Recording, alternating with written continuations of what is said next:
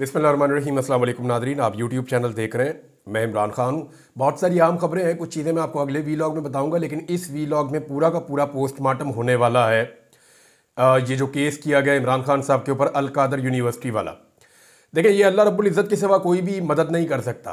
ख़ास तौर पे जब आप इतनी बुरी तरह फंसे हुए हैं कि पूरी रियासत आपके खिलाफ काम कर रही है, एस्टेब्लिशमेंट आपके खिलाफ काम कर रही है, सारे इदारे आपके खिलाफ इस्तेमाल किए जा रहे हैं, सारे का सारा जो मीडिया है उसको आपके खिलाफ इकट्ठा किया गया है, पूरा निज़ाम, अदालती सिस्टम, जेलें, ब्यूरोक्रेसी, पुलिस, सब आपके खिलाफ इस्तेमाल हो रहे हैं।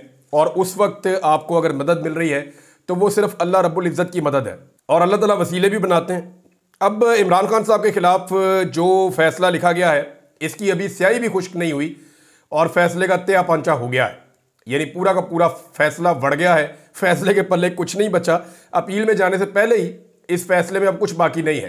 पाकिस्तान तहरीक इंसाफ ने यह फैसला किया है कि अगले 48 घंटे के अंदर तहरीक इंसाफ इस फैसले को हाई कोर्ट में चैलेंज करेगी।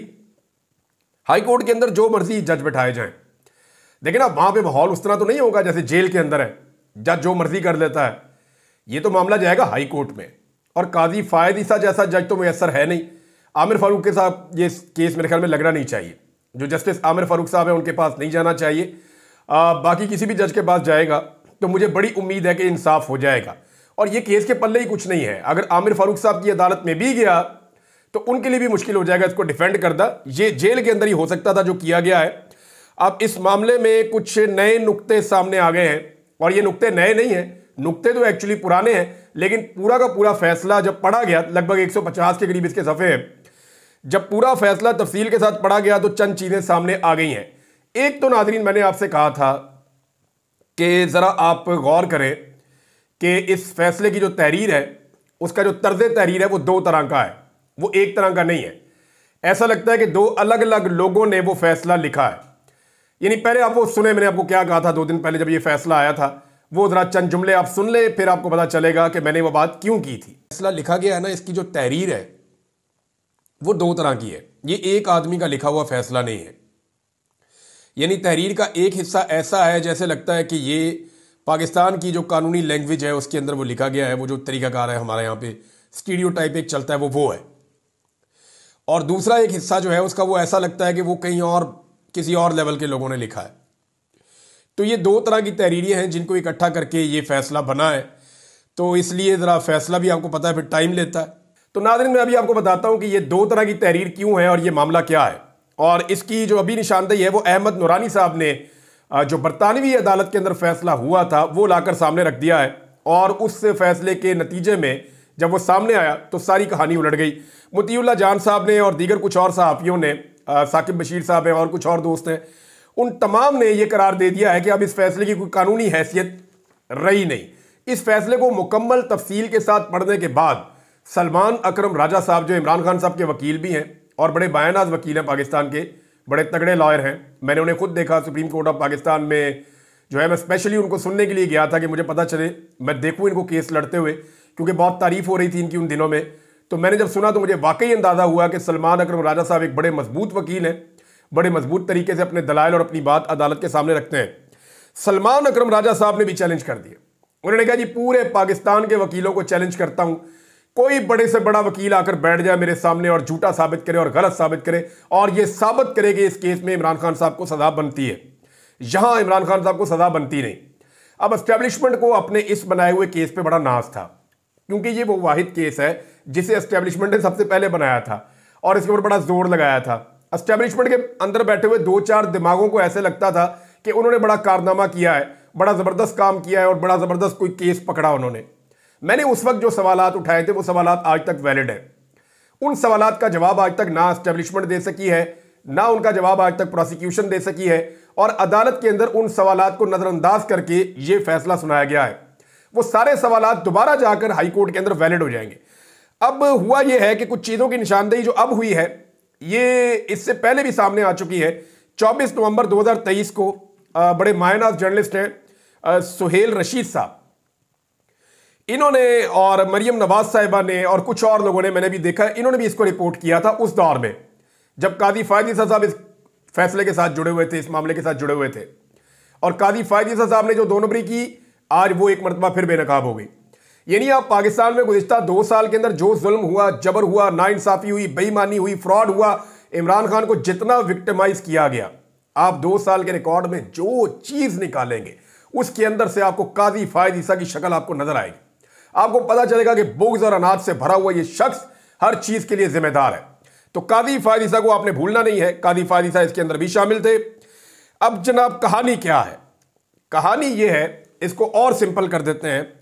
मैं कानून की लैंग्वेज में नहीं जाता, आम आदमी को समझ नहीं आती, मैं आपको और सिंप्लीफाई करता हूं, क्योंकि मुतीउल्लाह जान ने तो फैसला पढ़ के सुनाया और ये पेपर जो है वो दोबारा से सामने लेकर आए।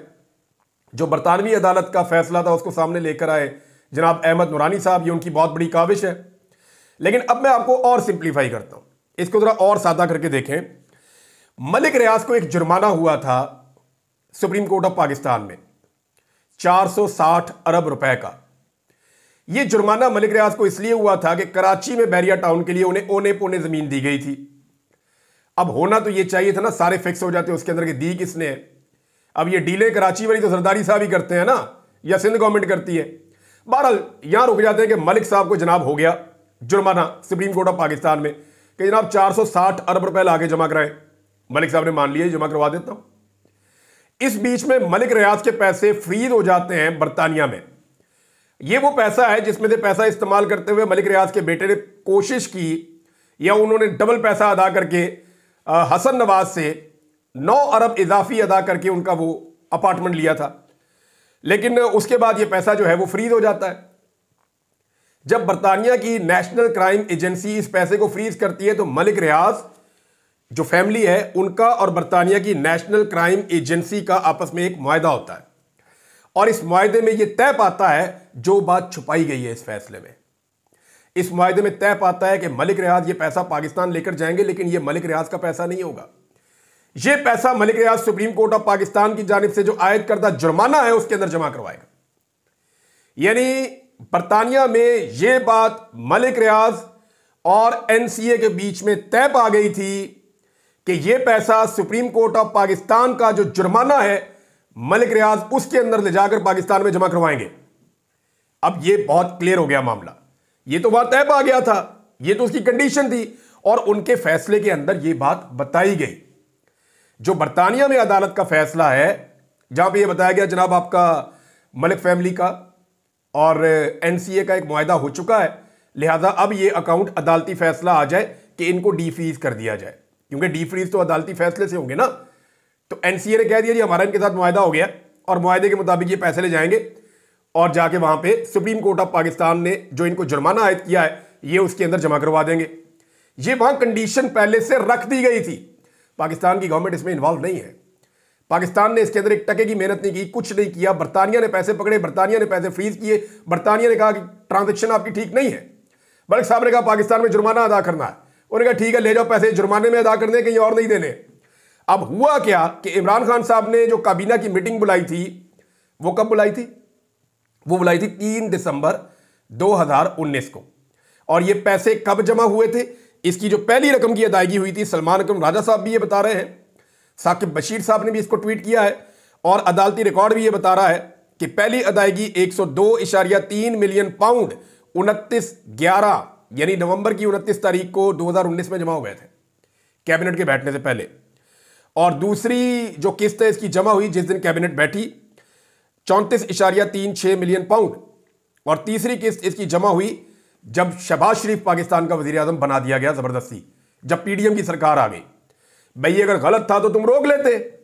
ये 11/5/2022 यानी 11 मई 2022 को जब शहबाज शरीफ की हुकूमत थी, तीसरी किस्त इसकी तब आती है जो कि है 34.49 मिलियन पाउंड।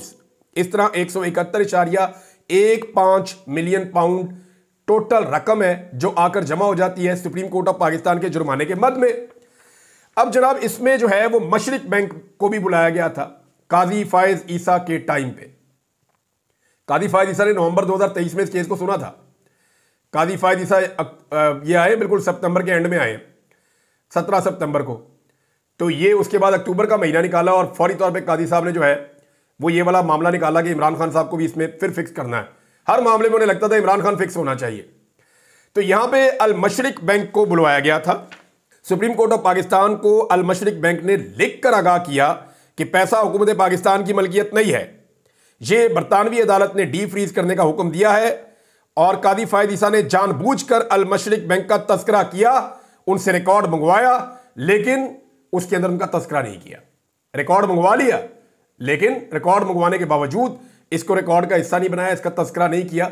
बहरहाल अब ये सारी चीजें रिकॉर्ड के ऊपर मौजूद हैं और ये सारी चीजें मुसीबत बन जाएंगी आने वाले वक्त में इस केस को डिफेंड करने वाली नैब और उनकी प्रोसिक्यूशन टीम के लिए। तो अब जो मैंने आपको क्लिप बताया था, जहां मैंने आपको कहा कि दो तरह की तहरीरें हैं, तो वो दो तरह की तहरीरें क्यों हैं? इनमें कुछ चीजें कॉपी पेस्ट की गई हैं बरतानवी फैसले की। यानी बरतानवी फैसला भी तो एक लंबा फैसला है ना। उस फैसले के अंदर से वो पैराग्राफ या वो जुमले निकाले गए जो इमरान खान को सजा देने के लिए दरकार थे, और वो पैराग्राफ और वो जुमले हज़फ कर दिए गए जिनसे इमरान खान साहब सजा से बच सकते थे। मिसाल के तौर पे जो बरतानवी फैसला है उसके अंदर बरतानवी फैसले में ये बताया गया कि पैसा पाकिस्तान मुंतकिल होगा, लेकिन ये नहीं बताया गया कि सुप्रीम कोर्ट के जुर्माने में ही अदा किया जाएगा। यानी ये दोनों चीजें उसमें लिखी थी ना। एक ये लिखी थी कि पैसा पाकिस्तान जाएगा, डी फ्रीज कर दो अकाउंट, लेकिन दूसरी चीज ये लिखी थी कि डी फ्रीज कर दो अकाउंट, पैसा पाकिस्तान जरूर जाएगा लेकिन जाएगा सुप्रीम कोर्ट के जुर्माने में। अब ये बरतानवी अदालत का फैसला था, लेकिन इसके बारे में कुछ भी नहीं लिखा गया, यानी इसको हज़फ कर लिया गया। तो इस तरह ये दो तरह की तहरीरें बनती हैं। एक बरतानवी अदालत का जो फैसला है, उनका जो तर्ज तहरीर है वो इसके अंदर शामिल है, वहां से कॉपी पेस्ट किया गया है उन पैराग्राफ को, उन जुमलों को, उन चीज़ों को जिनको इमरान खान के खिलाफ इस्तेमाल किया जा सकता है, और वो चीज़ें हज़फ कर दी गई हैं, वो चीज़ें इसके अंदर शामिल ही नहीं की गई जिससे इमरान खान की बेगुनाही साबित होती है। और ये पता चलता है कि मलिक फैमिली ने खुद से ये पैसा पाकिस्तान मुंतकिल किया था। पाकिस्तान की गवर्नमेंट की कॉन्सेंट जरूर शामिल थी, बाद में उन्होंने कैबिनेट के अंदर अप्रूवल भी ली थी। अब दो तरीके थे ना इमरान खान के पास, एक तो वो ये कहते हैं पैसा पाकिस्तान ना लेकर आओ, पैसा बरतानिया में फ्रीज हो गया, उन्होंने डी फ्रीज किया इस शर्त के ऊपर के ले जाओ पाकिस्तान जाके जुर्माना अदा करो। और इतनी बड़ी जब ट्रांजैक्शन होनी है, जब इतना ज्यादा पैसा पाकिस्तान में आना है, इससे पहले कभी आया ही नहीं इतना पैसा पाकिस्तान में, तो लाजमी बात है कि गवर्नमेंट को इन्फॉर्म किया जाएगा। अब गवर्नमेंट जो इस तरह के इकदाम आते हैं उनमें कैबिनेट की अप्रूवल लेती है। अब दो रस्ते थे, या तो इमरान खान का हमें पैसे नहीं चाहिए, रखो अपने पास ही, हम ये पैसे नहीं मंगाते, ये पैसे आप अपने पास रखें, हम जनाब आपके साथ मुकदमा लड़ेंगे, हम साबित करेंगे कि मलिक रियाज का ये पैसा करप्शन का है, बेईमानी का है, फ्रॉड का है। तो ये कैसे साबित करेंगे? ये तो पाकिस्तान में सारा का सारा जो आदमी रिटायर होता है मलिक रियाज का जाके गुलाम बन जाता है। तो यहां पे तो आप ये कर ही नहीं सकते। पाकिस्तान के अंदर तो ये चीजें मुमकिन नहीं है और बाहर भी ये मुमकिन नहीं है। पहले ही पाकिस्तान $100 मिलियन जो है वो इसके ऊपर लगा चुका है, ये इमरान खान साहब ने बताई बात। अब मामला ये था कि इन्होंने कहा पैसे आ रहे हैं मंगाओ पाकिस्तान में, जुर्माने में ही आ रहे हैं ना, तो जुर्माने में आ रहे हैं तो पाकिस्तान के पास ये पैसा आएगा ना, तो जमा कराओ सुप्रीम कोर्ट ऑफ पाकिस्तान के जुर्माने में ये पैसा, ये पाकिस्तान को पैसा वापस मिलेगा। तो इन्होंने फौरी तौर पे ये पैसा वापस मंगवाने के लिए कैबिनेट ने कह दिया मंगवा ले। अब इमरान खान को अकेले को उसमें फिक्स कर दिया, और अब यह भी साबित हो रहा है कि कैबिनेट की मीटिंग से पहले पैसों का सबसे बड़ा हिस्सा पाकिस्तान पहुंच चुका था और जुर्माने में अदा भी हो चुका था। तो बरतानवी फैसला जिसके कुछ हिस्से लगाए गए और कुछ हिस्से छुपाए गए, जब यह पूरा फैसला हाई कोर्ट के सामने रखा जाएगा तो फिर आप देखिए क्या होगा। फिर इसका नतीजा आपको वहां पे नजर आ जाएगा कि सारा का सारा केस उलट जाएगा। नाज़रीन, हुकूमत ने बड़ी चालाकी के साथ इसके ऊपर एक प्रोपेगेंडा खेलने की कोशिश की। उन्होंने कहा जी वहां यूनिवर्सिटी नहीं है, वहां तलबा ही नहीं है, वहां पढ़ते ही कोई नहीं है। उसके बाद बीबीसी ने इसके ऊपर डॉक्यूमेंट्री बनाई। बीबीसी ने सारा बताया कि जनाब वहाँ बच्चे पढ़ते भी हैं, उनका एक निसाब भी है जो बाकी यूनिवर्सिटी से कुछ मुख्तलिफ है। वहाँ सीरत नबी पढ़ाई जाती है, अरबी के बारे में बताया जाता है, कुरान पाक की तालीम दी जाती है, अहादीस की तालीम दी जाती है और साथ में जदीद उलूम भी पढ़ाए जाते हैं। पूरा उस यूनिवर्सिटी का एक निसाब मौजूद है। बीबीसी ने इस सारे मामले का जो है वो पोल खोल दिया और जो हुकूमत है उसका एक और झूठ पकड़ा गया, बल्कि हुकूमत एक दफा फिर बेनकाब हो गई है। राणा सनाउल्लाह साहब ने एक मशवरा दिया पाकिस्तान तहरीक इंसाफ को, यानी अब सांस चढ़ना शुरू हो गया है। राणा सनाउल्लाह साहब कह रहे हैं कि पीटीआई 9 मई से और 26 नवंबर से आगे बढ़ जाए। ये तो चीजें हो गई है ना, अब इनसे बाहर निकले, मुज़ाकरात करें। अगर इनके अंदर फंसे रहेंगे तो फिर आप आगे कैसे बढ़ेंगे? तो मामला यह है कि राणा साहब पिछले 1.25 साल में 9 मई से बाहर आपने पाकिस्तान को निकलने ही नहीं दिया, यानी सारी सियासत 9 मई पे रख के की है, सारा का सारा गंद 9 मई पे रख के मारा है। 10,000 से ज्यादा बंदे उठा के आपने जेलों में डाल दिए 9 मई के नाम के ऊपर। 1 लाख के करीब इमरान खान साहब कहते हैं रेड किए गए लोगों के ऊपर 9 मई के नाम के ऊपर। चादर और चार दीवारी का तकद्दुस पामाल किया गया 9 मई के नाम के ऊपर। एक पूरा का पूरा इलेक्शन एक पॉलिटिकल पार्टी से छीन लिया गया 9 मई के नाम के ऊपर। औरतों को जेलों के अंदर रखा गया, घसीटा गया, मारा गया 9 मई के नाम के ऊपर। तो 9 मई के नाम के ऊपर जो गंद इस मुल्क के ऊपर इस हुकूमत ने डाला, या इस निजाम ने जो एक जबर और एक जुल्म और एक फस्तायत का बाजार गर्म किया, उसके बाद आप कैसे कह सकते हैं कि 9 मई को भूल जाएं? आपने 2.25 साल तो नहीं भूलने दिया। अब पाकिस्तान तहरीक इंसाफ के लोगों को कत्लेआम किया गया, उन पे बराह रास्त गोलियां चलाई गई। वो अब इंक्वायरी मांग रहे हैं। वो ये कह रहे हैं जुडिशियल कमीशन बनाए, बताएं हमें किसने हमारे बंदे मारे हैं, किसके ऑर्डर से गोली चली है, और सारे सबूत सामने लेकर आए। अब यहां से आप चाह रहे हैं कि पाकिस्तान तहरीक इंसाफ आगे बढ़ जाए। आपने 9 मई में 2.25 साल में पाकिस्तान को आगे नहीं बढ़ने दिया, और अब आप 2 महीने से पहले ही कह रहे हैं कि 26 नवंबर और 9 मई से पाकिस्तान तहरीक इंसाफ आगे बढ़ जाए। आमिर मुगल साहब ने कुछ बड़े अच्छे मशवरे दिए अपनी पॉलिटिकल कमेटी को। उन्होंने कहा जी ये चीजें फौरी तौर पर की जाए, ये क्योंकि बहुत इंपॉर्टेंट चीजें, इसलिए मैं वहीं से आपको पढ़ के सुना रहा हूं। आमिर मुगल जो है वो बड़े एक्टिवली पार्टिसिपेट करते हैं पाकिस्तान तहरीक इंसाफ में, और पिछले कुछ अरसे के अंदर ये बहुत दफ़ा गिरफ्तार भी हुए, लेकिन अब गिरफ्तारी अवॉइड कर रहे हैं। लेकिन इन्होंने बड़ी फ्रंट फुट पे आकर सियासत की है पाकिस्तान तहरीक इंसाफ और इमरान खान के लिए। उन्होंने कहा जी कि जो 26 नवंबर के हमारे मिसिंग कारकुनान हैं, उनके फैमिली मेम्बरान के वीडियो बयानात अभी तक जारी नहीं हुए, जो कि जारी करना इंतहाई ज़रूरी है। ये बिल्कुल ठीक बात है, जिनका बंदा घर नहीं आया उनके वीडियो बनाई जाए, उनसे बयानात लिए जाए, उनको जारी किया जाए, बहुत वाकई ज़रूरी है। नंबर 2, उन्होंने कहा कि कादी फायद ईसा ने जो 460 अरब बैरिया टाउन केस में अल मशरिक बैंक के CEO को बुलाया था, और उसने सुप्रीम कोर्ट में तहरीरी बयान जमा करवाया था कि मलिक रियाज ने रकम अपने ज़ाती अकाउंट से भेजी है, वो लेटर फौरी तौर पर मीडिया को जारी किया जाए। ये भी बहुत इंपॉर्टेंट है। 3, उन्होंने कहा कि शायद खाकान अब्बासी जो अपोजिशन की तहरीक है उसका हिस्सा बन गए हैं, जावेद हाशमी को भी इसी तहरीक के अंदर फौरी तौर पर शामिल करना चाहिए, वो एक मुअस्सर आवाज़ है। साथ ही उन्होंने चौथा मशवरा ये दिया कि इसमें तहरीक लब्बैक पाकिस्तान को और जमात इस्लामी को भी लाजमी दावत देनी चाहिए, और अगर वो इसमें शामिल हो तो ठीक है, अगर वो इसमें शामिल ना हो तो अवाम के सामने खुद जवाबदेह होंगे। ये बात जो है उन्होंने की है। एक नाज़रीन और अफसोसनाक खबर है, वो ये है कि अल्लामा राजा नासिर अब्बास साहब से उनकी सिक्योरिटी वापस ले ली गई है। अब आप समझते हैं इस लेवल के जो उलमा इकराम है, चाहे उनका ताल्लुक किसी भी मकतबा फ़िक्र से हो, वो लोग वल्नरेबल होते हैं। अल्लामा राजा नासिर अब्बास साहब एक सेनेटर भी हैं, और वो हसास मौज़ूआत के ऊपर बात करते रहते हैं। तो ये रियासत की जिम्मेदारी होती है कि ऐसे लोगों को तहफ़्फ़ुज़ फ़राहम किया जाए और उनकी जान बचाने का बंदोबस्त किया जाए। लेकिन जो मजलिस वहादतुल मुस्लिमीन है, उन्होंने ये क्लेम किया कि अल्लामा राजा नासिर अब्बास साहब की सिक्योरिटी वापस ली गई है। ये एक बड़ा ख़तरनाक इक़दाम है। मेरे ख्याल में इसको फौरी तौर पे हुकूमत को होश के नाखून लेने चाहिए, और ये दबाव डालने के लिए अगर एक हथकंडे के तौर पे इस्तेमाल किया गया है तो ये हथकंडा इस्तेमाल नहीं करना चाहिए।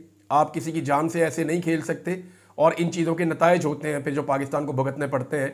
ज़रूरी नहीं है कि सारे लोग आपकी पॉलिसी के मुताबिक चलें, ज़रूरी नहीं है कि सारे लोग आपसे इत्तफाक करें।